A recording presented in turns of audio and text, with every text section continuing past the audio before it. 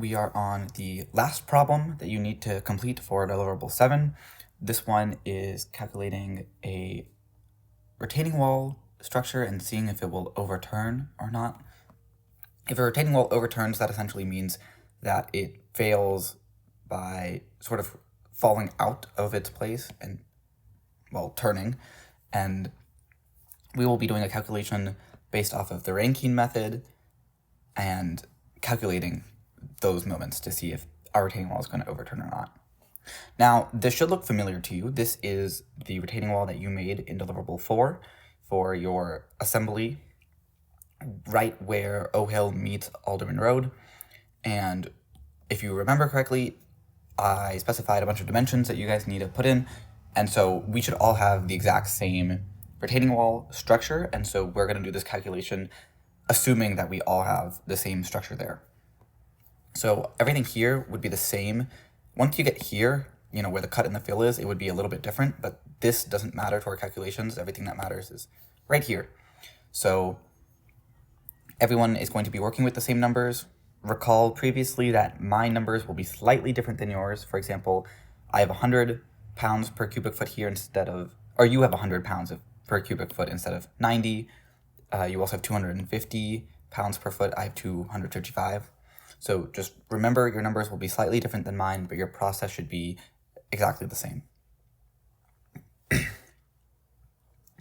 Now, this is a pretty involved problem, in my opinion. This isn't something that you will cover directly in either structural engineering or intro to geotechnical engineering classes. But regardless, this is a very important calculation and one that gets used all the time for anyone who works in transportation, geotechnical, structural. This is the way you would do it. We're cutting off a couple of corners just where there are extra terms that we're not going to consider for this problem, but otherwise this is the actual real Rankine method that you would use to do this calculation. Now, to see if this wall overturns, we basically need to calculate two values and compare them. You're going to start to hear that a lot as you get into design. A lot of this has to do with comparing strength versus loads. That's pretty much what we're doing here too. So here we need to see the moment. Remember, a moment is a rotation about a point. So we need to see if the moment of the retaining wall resisting is greater than or less than the moment caused by all of the force pushing on the retaining wall. So you can see here, you've already been given the formulas. And so these are a little bit different than maybe what you used in class or what you talked about conceptually. But we have some terms. Each of these are some kind of force or some kind of moment that we're dealing with. And you have a couple of factors in the front of these numbers, or in front of these terms. And those are similar to the load combinations that we're using. It's basically weighting different importances, different factors of safety that we have built in already. And so that is why we have these numbers here. You'll notice for the overturning moment, all of our factors are greater than 1. So that means we're amplifying the moment. And then for the resisting moment, all of our factors are less than 1. So that means that we're reducing the strength of the retaining wall. And that is, in general, a good way of practicing factors of safety. If we assume that our wall is weaker than it is and our force is greater than it is, then if our wall is still stronger than our force, then that means we're in the clear, right? So that's what we're doing here, and that's why these terms exist. So similar to the foundation problem that we did with the soil bearing capacity, we pretty much need to calculate two numbers and compare them. It can be a little challenging to understand where these numbers come from, so I'll do my best to sort of break it down and draw it out for you. But the actual math here, we're pretty much just dealing with, some algebra and then calculating moments. A little bit of geometry, but really nothing here is too mathematically involved. All right, like any problem that we deal with statics or structural engineering, we're going to start with a free body diagram. So we're going to draw that out first. Looking at our retaining wall, we can sort of simplify the structure a little bit. So we can pretty much imagine we have the actual wall, the structure, and then we have this footing or heel structure right here. And this is sort of the free body representation of our retaining wall. There's a little key down here that we have. And for the purposes of this problem, we're going to ignore that key. So this is one of those things I mentioned earlier that make the problem a little bit more complicated, since you now have to calculate, the forces acting on the key. In general, the key is going to increase your resisting moment. So this will help your design. So if we ignore it though, then that's almost acting like another factor of safety, where we're not considering this. So we're just looking at the strength of the retaining wall and the structure below it. So we'll take it out, and that will actually help in terms of acting as another factor of safety and also reducing the amount of work you guys need to do. So our overturning moment is all going to happen about this outside point. And this makes sense, right? If you have a bunch of force acting on the wall in this direction, what point would you expect to be the weakest? It'd be the one out here, because think about the fact that you have all this downward pressure acting here, and you have almost none, right? Because this is open air. All of this is open air. So you have almost no downward pressure acting here. So this is the point that is most likely to rotate about if you're pushing out here. Right? If you're pushing out here, then it might be over here, but our soil is over here, so it's going to push the wall out. So now we can start to add our forces, and we have a couple of different forces that we can account for here. So the first forces that we'll look at are our resisting forces, and the resisting forces almost entirely come from weight. So this structure right here is called the stem, goes up, and this structure on the bottom is called the heel, goes out. And both of these have weight. They're made out of concrete, they have a volume, and therefore they have a weight. And that weight can be translated to a force with gravity, and this is part of our resisting moment. We know it's part of our resisting moment based on the direction that the forces are acting relative to our point of rotation.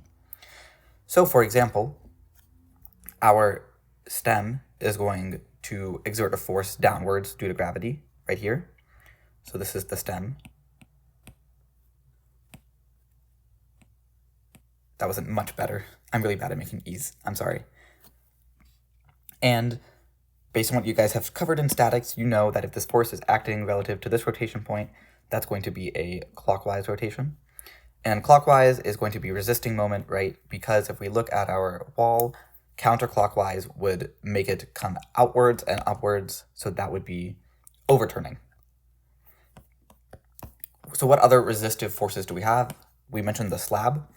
So if our slab is some length d, and it's even in terms of density and width throughout the whole thing, which we're assuming a width of 1 foot, that's going into or out of the page. We're doing this basically on a per unit foot, per unit width basis.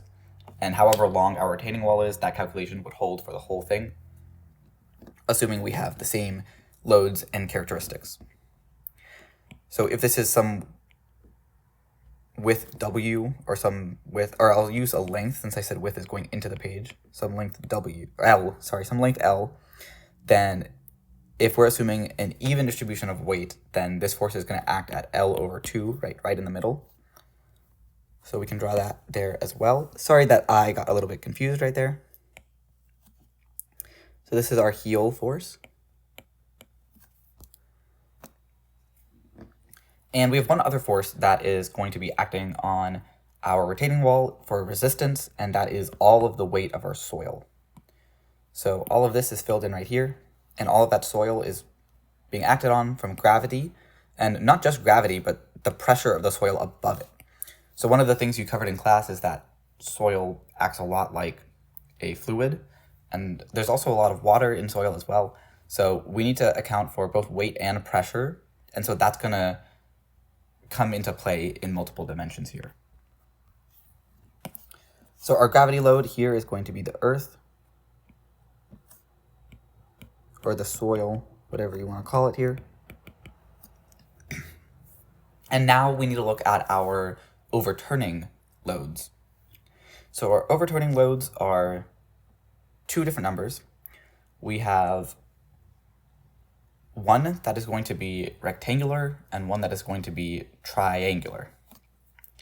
So let's start with the rectangular load. The rectangular load is going to come from our conditions on the surface. So on the surface of our retaining wall, we have a sidewalk. And that sidewalk is going to exert a pressure down and a weight down, right? But since soil acts sort of like a fluid, all of this pressure that's being exerted down onto a piece of soil, imagine we have a piece of soil here, this soil is then going to transfer that load in every direction. And then this one's going to do the same thing, and then this one's going to do the same thing, and you have one here. So one of the interesting things about retaining walls is even though we have loads acting downwards, those loads can and do get transferred laterally. So laterally, we have two different loads acting on our retaining wall. We have loads from the surface that get laterally transferred, and we have loads from the soil, which are also just pushing out.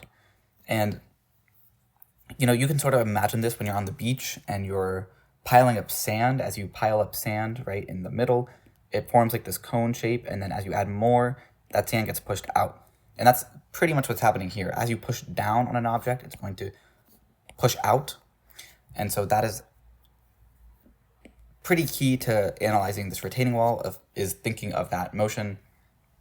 You can also think about squishing anything that's like rubber, like an eraser. If you push it down, it's going to squeeze out.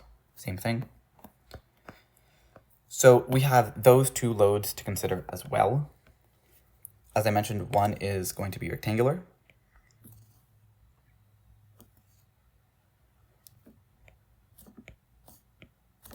And so this is an overturning moment.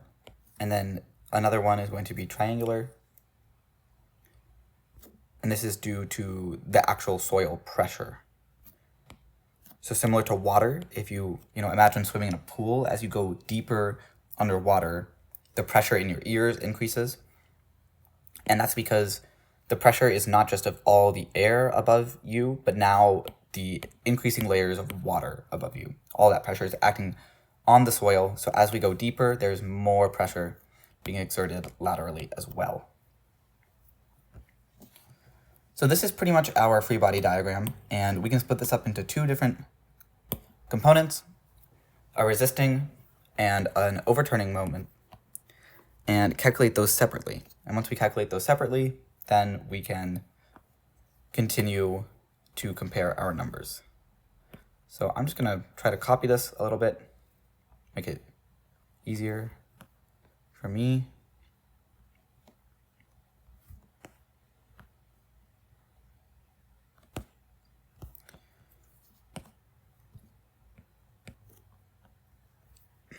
So this will be our resisting diagram, and this will be our overturning diagram.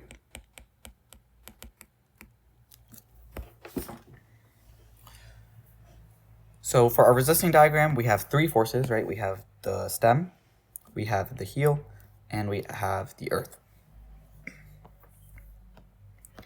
So now we can go and calculate all three of these forces. So you can see we've sort of given you the formulas to calculate the moments here.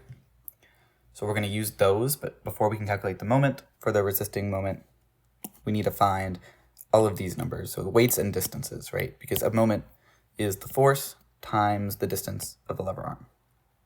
So we need to calculate all of these terms. We're also given some of our weights here and some extra numbers that we'll use in a little bit.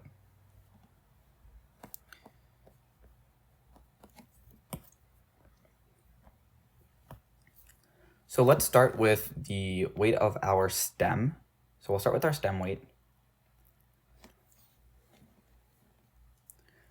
And the weight of our stem is going to be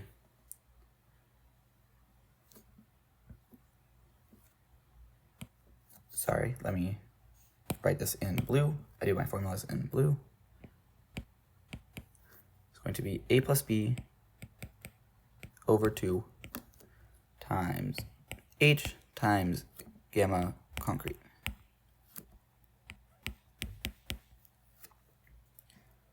Now, the reason why it's a plus b over 2 is because our retaining wall, if you look at it, is not technically a rectangle. It is actually a trapezoid, just a little bit. It's thicker at the base than it is the height. Or sorry, it's thicker at the base than it is the top. So we actually need to use the area formula for a trapezoid to get the area, then multiply that by height, and then multiply that by the unit weight of concrete. Here we are assuming a width of 1 foot, so that's going into or out of the page, just a unit width of 1 foot.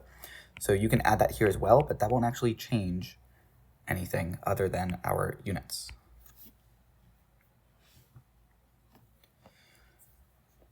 So here we can plug in our numbers. You should have been given all of these numbers here on your diagram.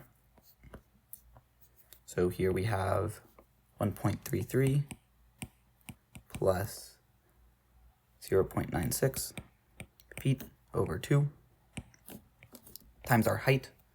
Our height is 9.26 feet times the specific weight of concrete. And just to clarify, specific weight is not the same as density. I know I made some correlations in the first video for understanding purposes. They're very related concepts, but the specific weight is accounting for gravity. So it's basically what if you took the weight of an object or the mass and multiplied it by the force of gravity. So instead of it being a pound mass or a pound weight, it's a pound force, if that makes sense. That's just one of those weird things that we have to deal with being in the US or like the imperial system. We use the pound for both mass and weight and force, and it gets kind of weird. So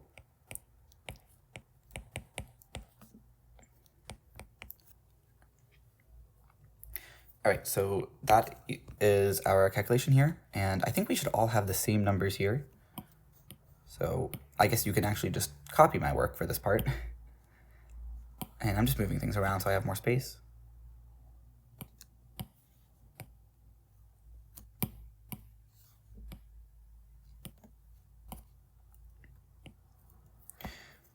So doing the math out on this, we have, and just looking at our units, we'll have feet times pound per foot cubed times feet. So that's going to give us pounds, which is what we want. We're trying to find a force. Let me get my calculator. And this number should be 1,590 pounds. Now here we're comparing moments, so we also need to multiply this by the distance WS is. So this is the weight of our stem, and this distance is pretty much going to be the distance from the end of our stem, or the end of our heel, sorry, to the stem, and then whatever the middle distance is here, right? Whatever the center point of mass is. So D sub S is going to be, looking at our diagram, we have 1.64 feet plus half of our width on the bottom, which is 1.33 feet. And so that's going to be acting at 2.31 feet from our point of rotation. So that's one force figured out. Now we just need to do this 2 more times, one for the heel and one for the soil. So I'll start to move a little bit faster here now that we've done one. Our heel is going to be very similar to our stem, but now we're dealing with a rectangle instead of a trapezoid, so that makes it even simpler, honestly. So W for weight or force, H for heel. All of these dimensions are being taken from the marked up drawing that you have been provided.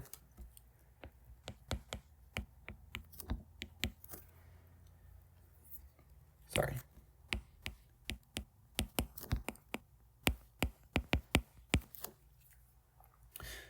So here that 5.25 is the length. The 1 is the width that we're dealing with, that unit width, and the 1.31 is the height. So we're getting that volume here, and solving, we get 1,032 pounds.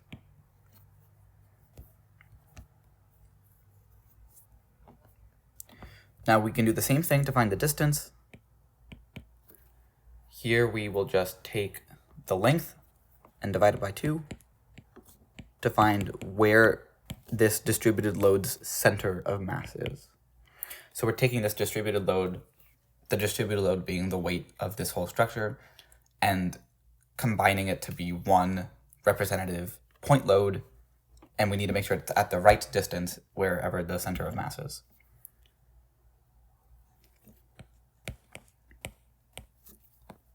All right, so our last one is the weight of the soil. Here we will have slightly different numbers. You have a unit weight of 100 pounds per cubic foot. I'm doing mine with 90. So this is where you should stop copying my numbers. But we're doing a similar thing. 1 foot width, 2.28 feet for the length, and then 7.6 feet for the height. And all of those numbers are coming from here. The length is the rest of our heel that's sticking out, and our height is of the retaining wall up to the sidewalk, right? We could also factor in the weight of the sidewalk here and add that concrete as part of the weight calculations, but we'll neglect that for now.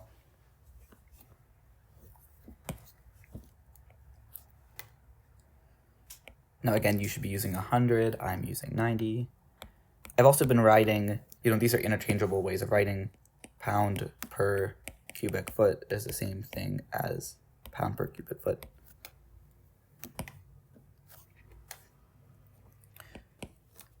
So for me, this will be 1559.5 pounds. Yours will be higher than this because you're using 100 instead of 90. Your distance will be the same though, so we can do that really quickly. So we have the full length of our stem. We're subtracting 2.28 because that is the length of the section we're trying to find, dividing that by 2. So you can see how going up here, if we take 5.25 and subtract half of 2.28, we get this middle point right here, which is where our force is acting. So that is going to be 4.11 feet. All right, so now we have all the numbers we need to calculate the resisting moment. Now we can move on to the overturning moment. So that overturning moment is going to be 2 different forces. Looking at our free body diagram, we have one that's a rectangle. The center of mass for a rectangle is just going to be its center, or halfway up it. So we know our rectangle force is going to act just right in the middle of our wall. The center of mass for our triangle is 1/3 away from its tallest section or longest section. So our center of mass is going to be right here. This is going to be 1/3, and that's going to be 2/3 the height. So then our triangle is going to act over here. So we have just 2 forces to calculate here. Remember, the rectangle is our surface load, or our surcharge load right here. We have our formula to calculate that. Our triangular load is pretty much the pressure of the soil itself, pushing out. And that increases as we go down in depth because the pressure of the soil increases since there's more pressure on top of it. So it's a triangle. So we'll start by calculating the soil loads. Again, your numbers are going to be different than mine for these. We can see that our active earth pressure or earth active pressure formula is given. So that's PA is equal to KA times rho times g times h. Rho times g is gamma, so that is, density times the force of gravity. So that's giving us our specific weight. So we can continue calculating this on, and we're given Ka in the problem as 1/3. That's the active earth pressure coefficient, which is saying how much of that downwards force is being translated into a lateral force.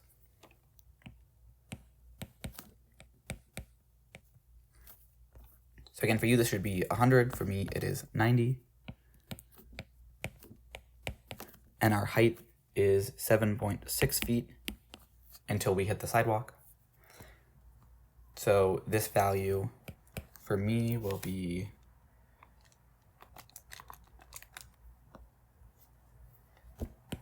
£228, and we need to find the distance for this as well. So this is our triangular load, so our distance is going to be 1/3 the height, and our height is 7.6 feet. So that will be 2.53.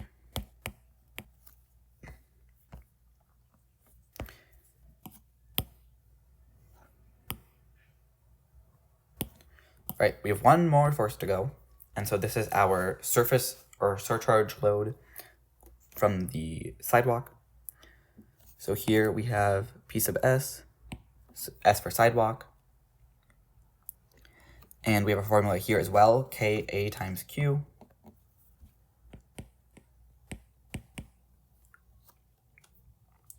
Ka is that same active earth pressure coefficient, which is how much of that vertical force is being translated to a lateral force, 1/3. And you are given your surface load in the problem. So for me, it's 255. For you, it's 250.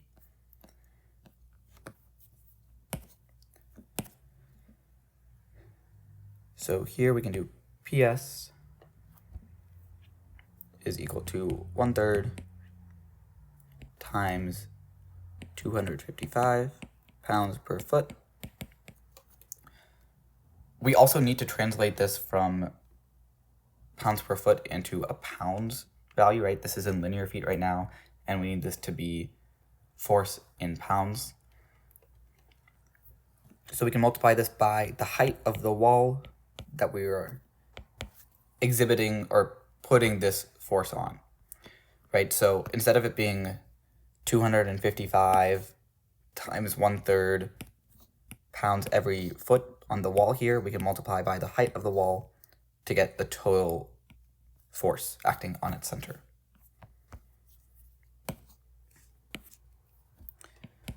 So doing that really quickly, your number will be different than mine. And we know this is acting halfway up the wall because this is our rectangular load. So that is just going to be 1/2 times 7.6 feet in height, which is 3.8 feet. Now that we have all of our numbers, we can finally go back and calculate our moments and compare them. So you're almost there.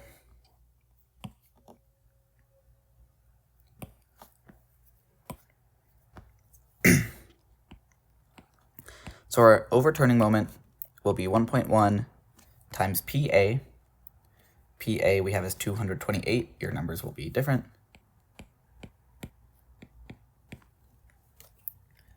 Times dA, which is 2.53 feet, same for all of us, plus 1.5 P sub S. My P sub S is 646. Times D sub S. Did I write D sub S? I did. 3.8 feet. So I can calculate this value.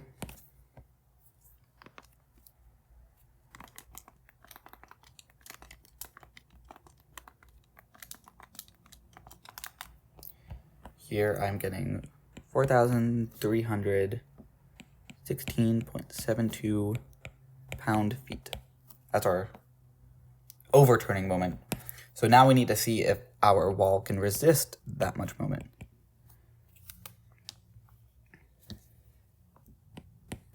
So we have 0.9 in front of all of these, so I will just take it out in the front. And now we can go to the weight of our stem.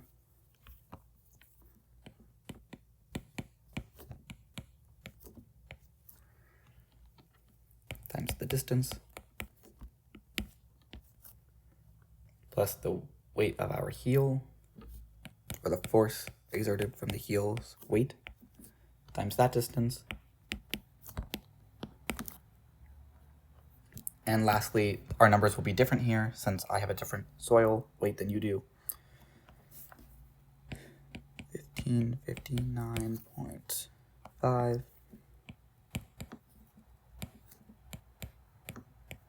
times 4.11.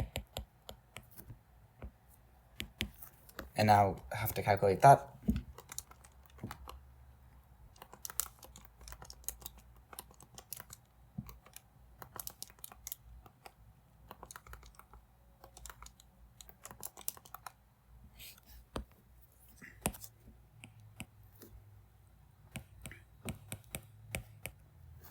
So now we have our two moments, and I wrote this wrong here, sorry. Moment resisting. Here, looking at them, we can clearly see our moment resisting is much greater than our moment overturning by almost, but not quite, a factor of 3. So this would be our final answer. You would include both numbers and your comparison, and just write what that means. So for me, that means the retaining wall will not overturn.